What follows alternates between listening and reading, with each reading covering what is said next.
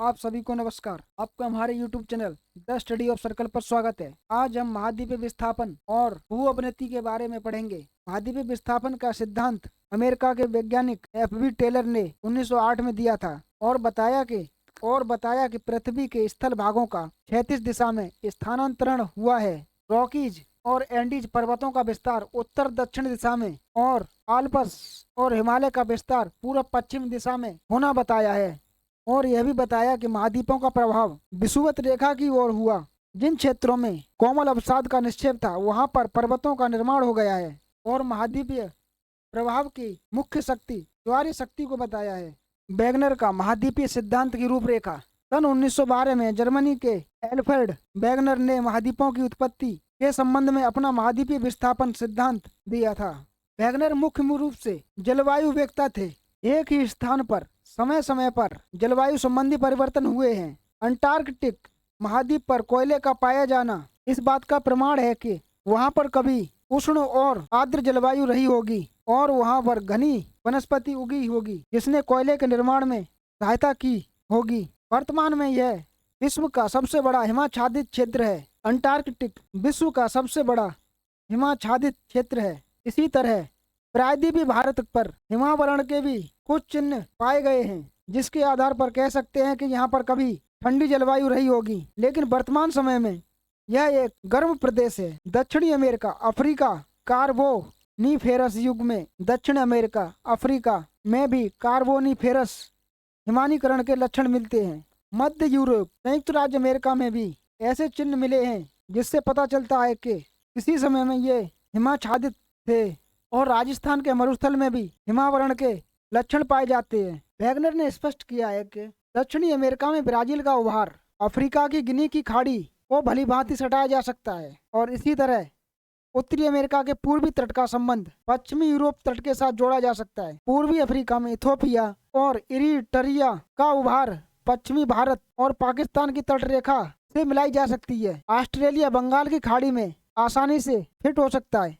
Wagner ने बताया कि कार्बोनिफेरस युग में सभी स्थल एक बड़े स्थल भाग के रूप में एक दूसरे से संलग्न थे और इस विशाल भाग को वैगनर ने पेंजिया कहा, जिसका जर्मनी भाषा में शब्द है कि संपूर्ण पृथ्वी। और पेंजिया के चारों ओर एक विशाल महासागर था जिसे पेंथालासा कहा और यह वर्तमान में प्रशांत महासागर है, क्योंकि प्रशांत महासागर को अंध महासागर भी कहा जाता है।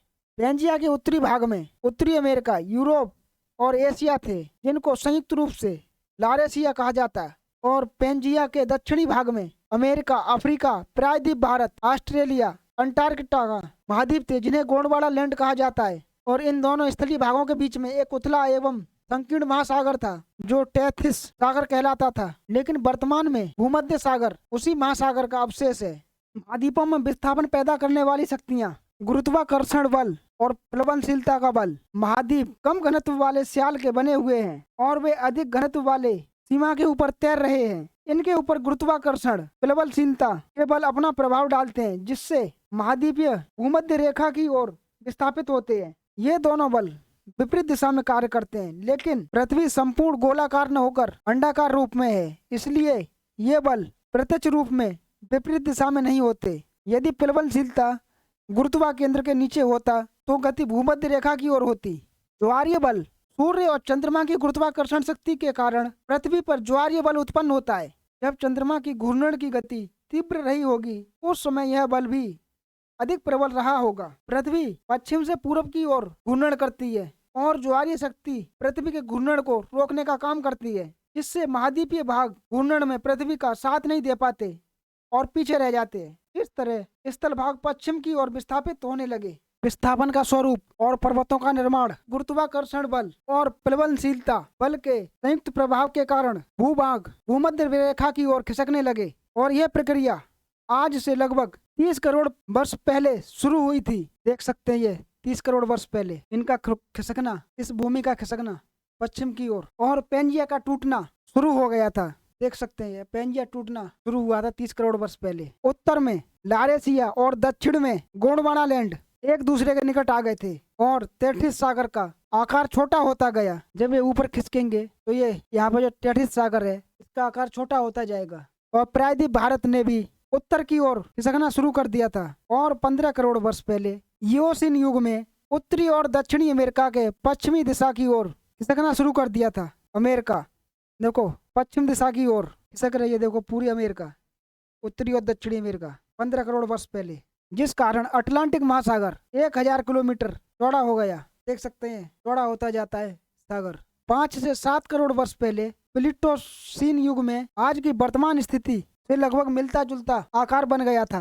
देख सकते हैं इधर ये भारत, एशिया, अमेरिका उत्तरी और दक्षिणी ध्रुव, इधर ये ऑस्ट्रेलिया और इधर ये अफ्रीका। वैगनर ने अफ्रीका को सबसे पहले स्थिर स्थलीय भाग माना।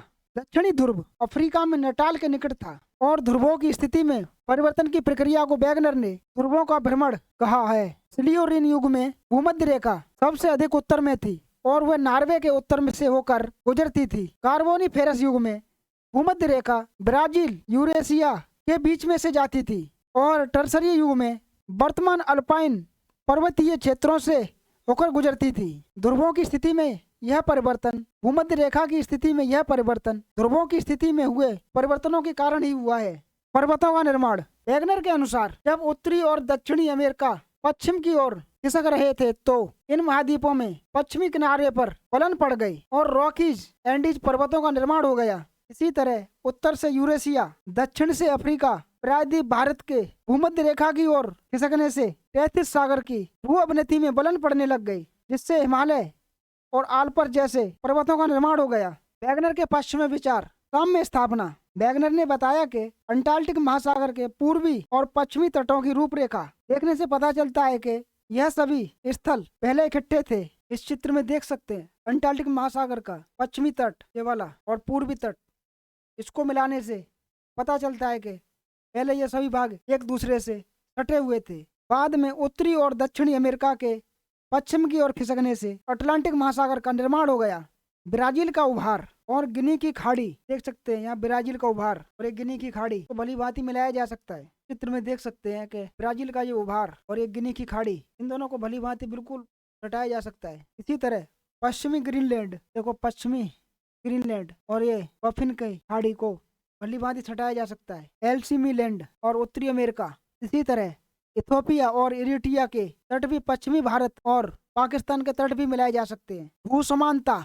अमेरिका और यूरोप में स्थित हर सीनियन बलन जोड़ों के मिलाने से एक रेखा पर बैठते हैं और यह एक ही काल में बने थे। पेली ने वैगनर के सिद्धांत को समर्थन करते हुए बताया कि उत्तरी ब्रिटेन के कैलिडोनियन बलन अमेरिका में अल्पेशियन के रूप में है, जो हर्शियन बलन को पेंसिल्वानिया में काटते हैं। हर्शियन बलन कोल्डोनिया बलन के उत्तर में स्थित है। कोल्डोनियन बलन उत्तर में पश्चिमी स्पिट्स वर्जन और पूर्वी ग्रीनलैंड तक फैले हैं। नए पर्वतों का निर्माण। उत्तरी अमेरिका में रॉकीज और दक्षिणी अमेरिका के एंडीज पर्वतों का निर्माण इन महाद्वीपों के पश्चिमी दिशा में खिसकने से हुआ है। इसी तरह हिमालय, अल्पस, एटलस पर्वत श्रेणियों का निर्माण लारेशिया और गोंडवाना लैंड के भूमध्य रेखा की ओर खिसकने से तैथिस सागर के तलछट में गलन पड़ने के कारण हुआ है।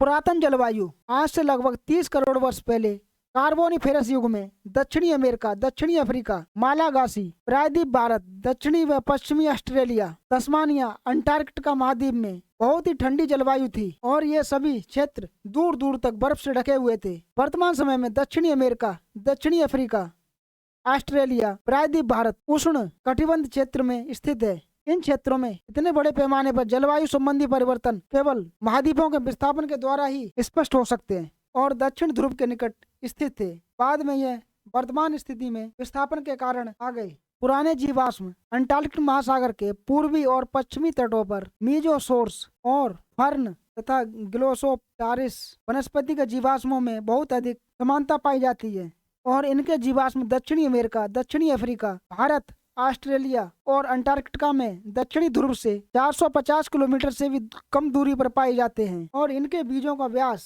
कई मिलीमीटर होता है और ये इतने भारी होते हैं कि हवा इन्हें उड़ाकर अटलांटिक महासागर के पार नहीं ले जा सकती। इसलिए दक्षिणी महाद्वीपों का विस्तृत क्षेत्र में इनके अवशेषों का पाया जाना महाद्वीपीय विस्थापन के सिद्धांत को ठोस प्रमाण देता है। मीजोसोर्स जो जलीय जंतु है उसके जीवाश्म दक्षिणी पूर्वी अमेरिका, देख सकते हैं इसमें इस जंतु के दक्षिणी पूर्वी अमेरिका और अफ्रीका के दक्षिण में पाए जाते हैं। लिस्टरोसोर्स, देख सकते हैं इस जंतु के अवशेष भारत, अंटार्कटिका और अफ्रीका में होते हुए पाए जाते हैं। और ये भी देख सकते हैं फर्न वनस्पति के अवशेष ऑस्ट्रेलिया, अंटार्कटिका और दक्षिणी अमेरिका में, अफ्रीका में भी पाए जाते हैं। और ये देख सकते हैं साइको के जीवाश्म दक्षिणी अमेरिका में भी पाए जाते हैं। सिद्ध होता है कि ये सभी आपस में जुड़े हुए थे।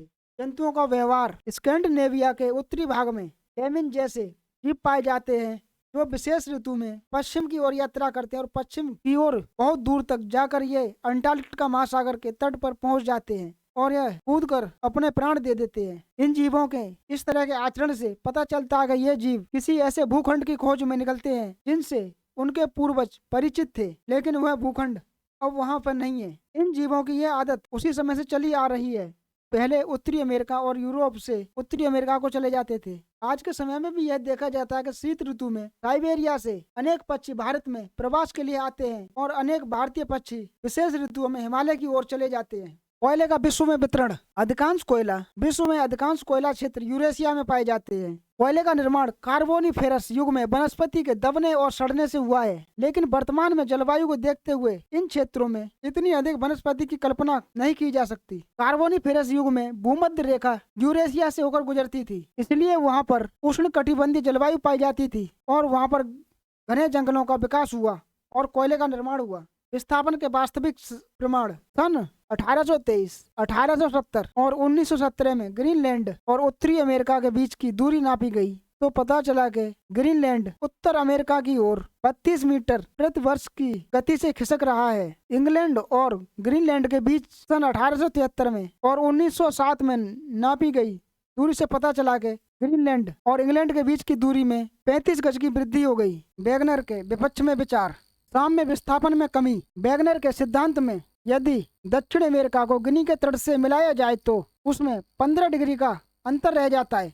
विस्थापन की दिशा की कमी, वेगनर ने विस्थापन के लिए पश्चिम की ओर और दूसरी भूमध्य रेखा की ओर होना बताया है। JW इवांस ने अफ्रीका को विस्थापन का केंद्र माना है और बताया कि अफ्रीका से विस्थापन पूर्व, पश्चिम, दक्षिण की ओर प्रशांत महासागर के केंद्र की ओर हुआ है। महाद्वीपों का वर्तमान वितरण विस्थापन के अनुकूल नहीं है। पश्चिमी दिशा और भूमध्य रेखा की ओर विस्थापन के लिए महाद्वीपों का वर्तमान वितरण विस्थापन के अनुकूल नहीं है। महाद्वीपों का एक विस्थापन भूमध्य रेखा की ओर हुआ है। यदि यह सत्य है तो महाद्वीपों को भूमध्य रेखा के पास ही इकट्ठा हो जाना चाहिए, लेकिन ऐसा नहीं है। होम्स ने बताया कि महाद्वीप भूमध्य रेखा के पास इकट्ठे नहीं है, इसलिए कोई दूसरी शक्ति कार्यरत रही होगी। उस समय में विस्थापन के लिए शक्तियों का अपर्याप्त होना। पश्चिमी दिशा और भूमध्य रेखा की ओर विस्थापन के लिए वेगनर ने जिन शक्तियों को बताया है, विद्वानों ने उन्हें बहुत ही कम बताया है। महाद्वीपों का पश्चिम की ओर विस्थापन करने के लिए वेगनर ने जिस ज्वारीय शक्ति का वर्णन किया वह वर्तमान ज्वारीय शक्ति से 1000 करोड़ गुना अधिक होनी चाहिए। पहले तो इतनी अधिक ज्वारीय शक्ति होना ही असंभव है। यदि इसे संभव भी मान लें तो यह 1 वर्ष में ही पृथ्वी के घूर्णन को बंद कर देगी। और वेगनर ने महाद्वीपों का भूमध्य रेखा की ओर विस्थापन का कारण गुरुत्वाकर्षण प्लावनता के केंद्र के बीच अंतर बताया और यह शक्ति 45 डिग्री अक्षांश पर सबसे अधिक है, लेकिन वहां पर भी यह गुरुत्वाकर्षण बल का 1/20 से 1/30 लाखवां भाग है। फलन संबंधी कमी, वेगनर ने बताया कि सियाल सीमा पर तैर रहा है, इस कारण महाद्वीप तैरने में सक्षम थे और बाद में कहा कि सियाल सीमा से जा टकराया। यहाँ पर दोनों ही बातें एक दूसरे की विरोधी होती हैं। वनस्पति संबंधी कमियां, कार्बोनिफेरस युग में हिम प्रभाव के साथ साथ वेगनर ने उस काल की ग्लोसोपटेरिस वनस्पति के चिन्ह भारत, दक्षिणी अफ्रीका, फॉकलैंड द्वीप, अंटार्कटिका महाद्वीप, ऑस्ट्रेलिया में फैले हुए बतलाए हैं। फिलिप लेक ने इसको निराधार बताया और लेक ने बताया कि वनस्पति चिन्ह केवल वेगनर के बतलाए हुए स्थानों पर ही नहीं पाए जाते, बल्कि कश्मीर, उत्तर पश्चिमी अफगानिस्तान, उत्तर पूर्वी ईरान, साइबेरिया जैसे क्षेत्रों में भी पाए जाते हैं, जिससे वेगनर का सिद्धांत पूरी तरह निराधार सिद्ध हो जाता है। भू अभिनति, पृथ्वी के विकास के भूपटल के विकास के प्रारंभ में भू अभिनति का तात्पर्य जल पूर्ति गर्त से लिया जाता है, जिसमें तलछट का जमाव होता रहता है। भू अभिनति की तली पर काफी अधिक गहराई पर तलछट का निक्षेप जमाव हो जाता है और यह निक्षेप मुख्य रूप से नदियों द्वारा किया जाता है। वर्तमान युग में अधिकांश पर्वत अधिक लंबे लेकिन कम चौड़े हैं, जिसका कारण भू अभिनति का तात्पर्य जल पूर्ति गर्त से लिया जाता है, जिसमें तलछट का जमाव होता रहता है। बलित पर्वतों की उत्पत्ति भू अभिनेतियों से ही हुई है। यदि हिमालय, आल्प्स, रॉकीज, एंडीज, बलित पर्वतों की ऊंचाई और उनकी चट्टानों को देखें तो भू अभिनेतियों को अधिक गहरा होना चाहिए, लेकिन इन पर्वतों की चट्टानों में मिले सागरीय जीवों के अवशेष उतले समुद्रों में रहने वाले जीवों के हैं, जिससे यह पता चलता है कि भू अभिनेतियां उतले जलीय भाग होते हैं जिनमें तलछट का निरंतर जवाब होता रहता है, जिस कारण वे नीचे धंसती रहती हैं। इसी तरह भू अवनति की तली पर काफी अधिक गहराई पर तलछट का निक्षेप हो जाता है और यह निक्षेप मुख्य रूप से नदियों द्वारा किया जाता है। लेकिन वर्तमान युग में अधिकांश बलित पर्वत अधिक लंबे लेकिन कम चौड़े हैं, इसलिए भू अवनतियां उथली, लंबी और संकरी होती हैं। भू अभिनेति की विशेषताएं और विकास क्रम। भू अभिनेतियां मुख्य रूप से दो दृढ़ भूखंडों के बीच स्थित होती हैं। भूगार्भिक क्रियाओं के कारण इनके आकार, प्रकार, विस्तार और स्थिति में परिवर्तन होता रहता है और ये भूगार्भिक इतिहास के कई युगों में पाई जाती हैं। ये लंबे, संकरे और उथले जलीय भाग के रूप में होती हैं। इनमें अवसादों के निक्षेप भी पाए जाते हैं। अवसादों के निक्षेप के साथ साथ ये नीचे धंसती रहती हैं। निक्षेप और धसाव के कारण इनमें तलछट की मोटाई निरंतर बढ़ती रहती है, लेकिन इनकी गहराई उतनी ही रहती है। विश्व में अधिकांश बलित पर्वतों का निर्माण इन्हीं तलछटों के कारण हुआ है। भू अवनतियों का विकास क्रम देख सकते हैं। पहली अवस्था में तलछट, इधर का जो छटान है, सागर की तली पर जमना शुरू हो जाता है। देख सकते हैं सागर की तली पर जमना शुरू होने लग गया है। और दूसरी अवस्था में इसकी तलछट मोटी होने लग जाती है। और तीसरी अवस्था में गर्त का दबाव, यहाँ देख सकते हैं ये गर्त नीचे धंसती जा रही है, धंसने लगती है नीचे की तरफ में। और ये अवस्था लगभग 9144 मीटर मोटी तलछट होने के बाद ही होती है। जब तक इसकी मोटाई 9144 मीटर नहीं होगी तब तक ये नीचे बैठना शुरू नहीं होगी। भू अवनतियों की संकल्पना को हॉल और डाना ने दिया था। हॉल और डाना की भू अवनति की संकल्पना। डाना ने बताया कि बलित पर्वतों में पाई जाने वाली चट्टानों की उत्पत्ति सागर में हुई थी और इन चट्टानों का निक्षेप लंबे, संकरे, उथले समुद्रों में हुआ है। हॉल और डाना ने बताया कि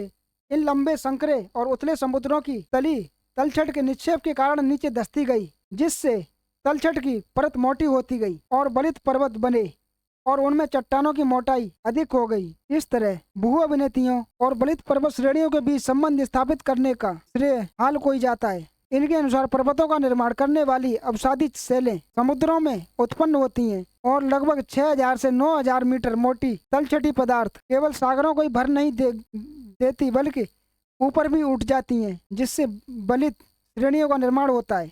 हॉक की संकल्पना। हॉक के अनुसार भू अवनतियां गहरे समुद्री भाग होते हैं जिनकी लंबाई चौड़ाई की अपेक्षा अधिक होती है, जो दृढ़ भूखंडों के बीच अस्थिर भाग के रूप में स्थित होते हैं। हॉग ने बताया कि पैलियोजोइक कल्प में भू अवनतियां मेसोजोइक कल्प की भू अवनतियों से ही बनी थीं और मेसोजिक कल्प में 5 दृढ़ भाग 4 भू अवनतियां थीं। उत्तरी अटलांटिक भूखंड, सिनो साइबेरियन भूखंड, अफ्रीका ब्राजील भूखंड, ऑस्ट्रेलिया इंडिया मेडागास्कर भूखंड, प्रशांत भूखंड, वर्तमान ग्रीनलैंड प्राचीन प्रशांत महाद्वीप का ही अवशेष है और इसी भूखंड की सीमाएं टेथिस भू अवनति और वह भू अवनति थी जिसमें यूराल और रॉकीज पर्वत उत्पन्न हुए। सिनो साइबेरियन भूखंड के आसपास टेथिस, यूराल और प्रशांत की भू अवनतियां थीं।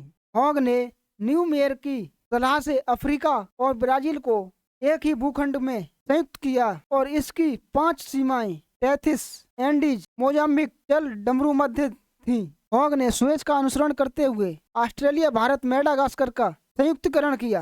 पैलियोजोइक कल्प के अंत में दक्षिणी अमेरिका और अफ्रीका को ऑस्ट्रेलिया, भारत, मेडागास्कर के साथ मिला दिया गया। हॉग ने बताया कि भू अवनतियों में अवसाद का निक्षेप एक क्रम से होता है। भू अवनतियों के किनारों पर मोटे और मध्यवर्ती भाग में बारीक अवसाद जमा होते हैं। बारीक अवसादों के निक्षेप के साथ साथ जीवों के अवशेष भी निक्षेपित होते रहते हैं और भू अवनतियों के किनारों पर केवल ऐसे जीवाश्मों का निक्षेप होता है जो उथले सागरीय जल में रहते हैं। लेकिन इसके विपरीत मध्यवर्ती भाग में गहरे जल वाले जीवों के अवशेष निक्षेपित होते हैं। अवसादों की मोटाई और जीवाश्मों के प्रकार को देखकर भू अवनतियों की गहराई का आसानी से अनुमान लगाया जा सकता है। जब कभी भू अवनतियों के किनारों पर दबाव पड़ता है तो तलछट में रिसाव के कारण बल पड़ जाते हैं और बलित पर्वतों का निर्माण होता है। लेकिन भू अवनतियों का विकास इतना सरल नहीं होता है। यह भी जरूरी नहीं है कि लंबे समय से चले आ रहे निक्षेप पर दबाव पड़े और उस पर बलन पड़ जाने से पर्वतों का विकास हो जाए। कई बार थोड़ा सा भाग समुद्र से ऊपर उठ जाता है और उस पर अपरदन शुरू हो जाता है और पुनः समुद्र में डूब जाता है। इस तरह की भूस्थल में विसंगतियां आती हैं और ये विसंगतियां किनारों पर विशेष रूप से देखी जा सकती हैं। और यह भी जरूरी नहीं कि किसी भू अवनतियों की निक्षेप दशा, बिछाव और बलन के सभी विकास की अवस्थाओं को पार कर सके। कभी कभी भू अवनति में लंबे समय तक अवसादों का निक्षेप होते रहने पर पर्वतों का निर्माण नहीं हो पाता, लेकिन अन्य भू अवनति में कई बार बलन पड़ सकते हैं और कई बार पर्वत निर्माण कार्य भी शुरू हो जाता है। हॉग की संकल्पना की आलोचना। हॉग ने मेसोजोइक कल्प में दृढ़ भूभागों के विस्तार का गलत वर्णन किया है। हॉग ने जल की अपेक्षा स्थल को अधिक माना है, क्योंकि पृथ्वी के भूगर्भिक इतिहास में जल हमेशा से ही अधिक रहा है। मेसोजोइक युग में भी इतना ही स्थल था जितना अब है। तो एक प्रश्न उठना लाजमी होता है कि मेसोजोइक युग में जल कहाँ गया? इसका हॉग ने कोई उत्तर नहीं दिया है। हॉग ने भू अवनतियों को गहरा माना है, जबकि अधिकांश वैज्ञानिक उन्हें उथला भाग मानते हैं। ऊंचे ऊंचे बलित पर्वतों में पाई जाने वाली चट्टानों का निक्षेप उथले समुद्रों में ही हुआ है। इवांस की संकल्पना। इवांस ने बताया कि भू अवनतियां इतने प्रकार की होती हैं कि उनके निश्चित रूप और स्थिति का वर्णन करना लगभग असंभव कार्य है। इवांस ने भू अवनति को अवसादन, अवतलन कहा है। एक भू अवनति दूसरी भू अवनति से नहीं मिलती।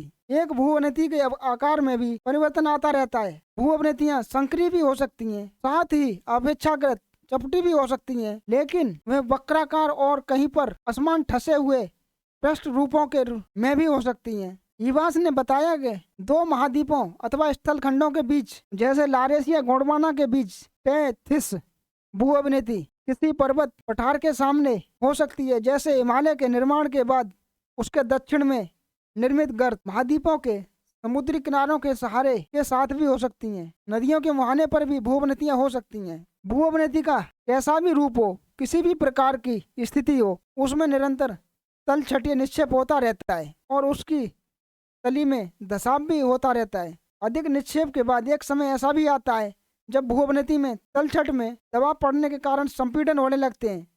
इससे तलछट में बलन पड़ जाते हैं और बलित पर्वतों का निर्माण शुरू हो जाता है। भू अवनतियों के प्रकार।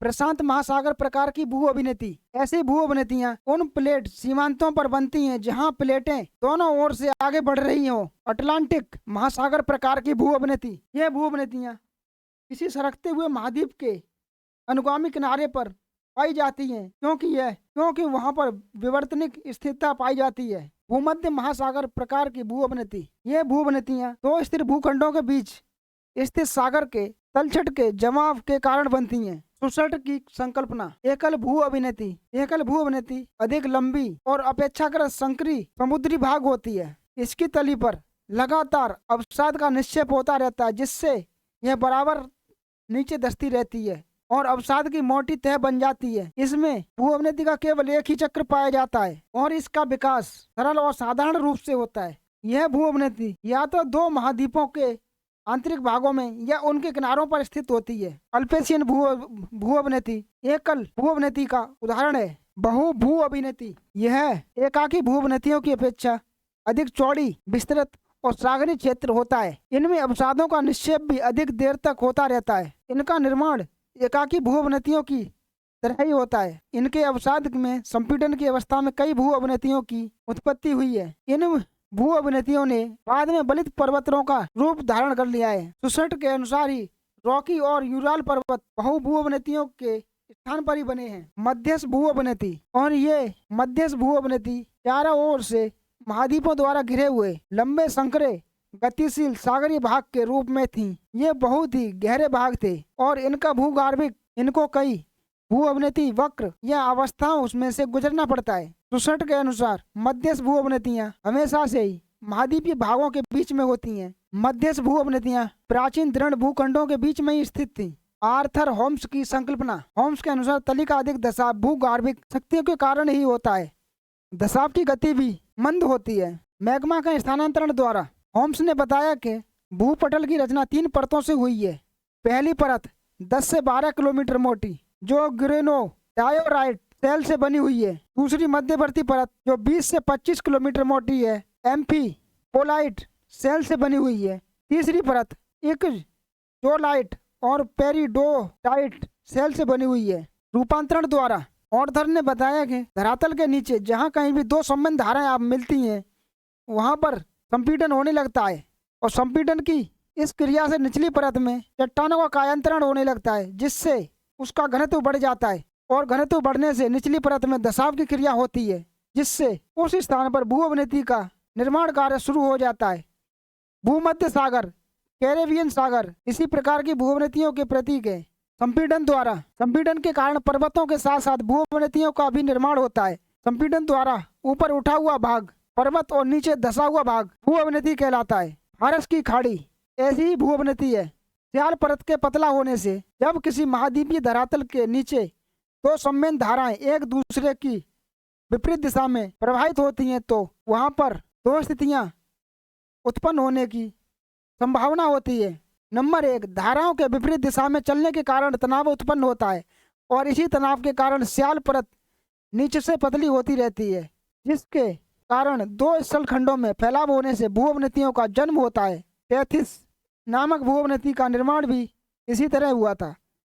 नंबर 2, संवहनीय धाराओं के अधिक तेज हो जाने से तनाव भी अधिक बढ़ जाता है, और अधिक तनाव बढ़ने के कारण दो स्थलखंड एक दूसरे से अलग हो जाते हैं और वहां पर भूअवनति का निर्माण शुरू हो जाता है। यूराल भूअवनति स्याल परत के पतला होने का अच्छा उदाहरण है। स्टिले की संकल्पना मुख्य भूअभिनतियां ये स्थलखंडों से दूर होती हैं और इनमें कायांतरण, ग्रेनाइट अंतर्भेदन या लावा प्रभाव अधिक होते हैं, और इनका निर्माण निचली सीमा परत पर होता है। लघु भूअभिनतियां ये स्थलखंडों के निकट होती हैं और ज्वालामुखी क्रिया से मुक्त होती हैं। इनके तलछट जमावों में पिछले जल के जीवों के अवशेष भी पाए जाते हैं। इनका निर्माण ऊपरी स्याल पर होता है। प्लेट विवर्तनिकी और भूअभिनतियां। अब संबलन, जब दो प्लेटें एक दूसरे की ओर बढ़ती हैं तब या तो उनमें टकराव पैदा होता है या दोनों के सिरे आपस में मिलकर नीचे की ओर मुड़ जाते हैं। जब दो प्लेटें आपस में मिलकर नीचे मुड़ जाती हैं तो वहां पर धसाव पैदा होता है। इसी प्रक्रिया को अब संबलन कहते हैं। अब संबलन से लंबाकार बेसिन का निर्माण हो जाता है, जिसमें अवसाद का निक्षेप शुरू होता रहता है। विस्थापन महाद्वीपीय विस्थापन के सिद्धांत पर आधारित है। सरकते हुए महाद्वीप के आगे वाले किनारे को अग्र किनारा और पिछले वाले किनारे को अनुगामी किनारा कहते हैं। भूअभिनति की उत्पत्ति किसी सरकते हुए महाद्वीप के अनुगामी किनारे पर ही होती है और वहां पर यह मग्न तट पर बनती है। इसका कारण यह भी है कि अनुगामी किनारे पर विवर्तनिक स्थिरता पाई जाती है और अवसाद का निक्षेप होता रहता है। आप सभी को हमारी क्लास अच्छी लगे तो हमारे चैनल को लाइक, शेयर, सब्सक्राइब कीजिए।